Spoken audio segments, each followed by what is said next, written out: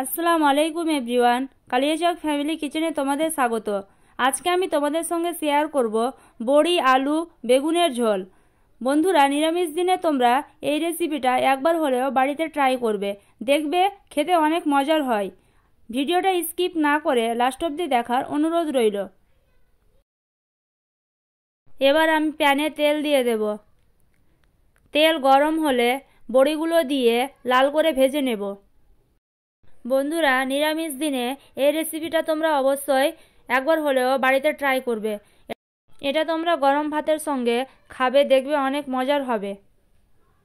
লাল করে ভাজা হয়ে গেছে, এবার আমি বড়িগুলোকে একটা প্লেটে তুলে নেব। এবার আমি ওই প্যানে তেল দিয়ে দেব। তেল গরম হলে দিয়ে দেব শুকনো লঙ্কা, তেজপাতা, পাঁচফোড়ন। এবার আমি সবগুলোকে ভালোভাবে মিশিয়ে সামান্য ভেজে নেব।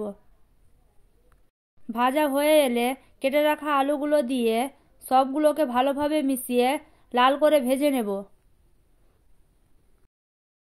আলুটা লাল করে ভাজা হয়ে গেছে, এবার আমি কেটে রাখা বেগুনগুলো দিয়ে দেব।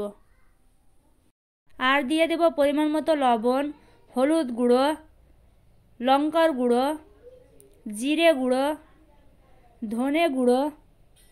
এবার আমি সবগুলোকে ভালোভাবে মিশিয়ে 2 মিনিটের জন্য ঢাকনা দিয়ে ঢেকে দেব, যাতে বেগুনগুলো নরম হয়ে আসে। 2 মিনিট পর ঢাকনা খুলে এবার আমি তাতে দিয়ে দেব তৈরি করে রাখা পেঁয়াজ, রসুন, কাঁচা লঙ্কার পেস্ট, আর দিয়ে দেব কেটে রাখা টমেটো আর চিড়ে রাখা কাঁচা লঙ্কা। এবার আমি সবগুলোকে ভালোভাবে মিশিয়ে প্রায় 5 মিনিটের মতো ভেজে নেব, যাতে পেঁয়াজ রসুনের কাঁচা গন্ধটা না থাকে। বন্ধুরা, তোমরা কে কোথা থেকে আমার ভিডিওটা দেখছো অবশ্যই কমেন্ট বক্সে জানাবে। আর তোমরা কী ধরনের রেসিপির ভিডিও দেখতে চাও সেটাও কমেন্ট বক্সে জানাবে, তাহলে আমি ভিডিও করতে আরও আগ্রহী হব। 5 মিনিট পর দেখো বন্ধুরা, ভালোভাবে ভাজা হয়ে গেছে। এবার আমি তাতে দিয়ে দেব আগে থেকে বেটে রাখা 1 চামচ সর্ষে বাটা, আর দিয়ে দেব 2 কাপ উষ্ণ গরম জল।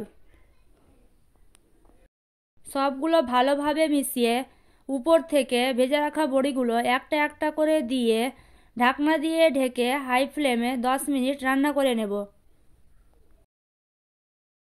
10 মিনিট পর ঢাকনা খুলে দেখো বন্ধুরা, আমার রান্না প্রায় শেষের দিকে।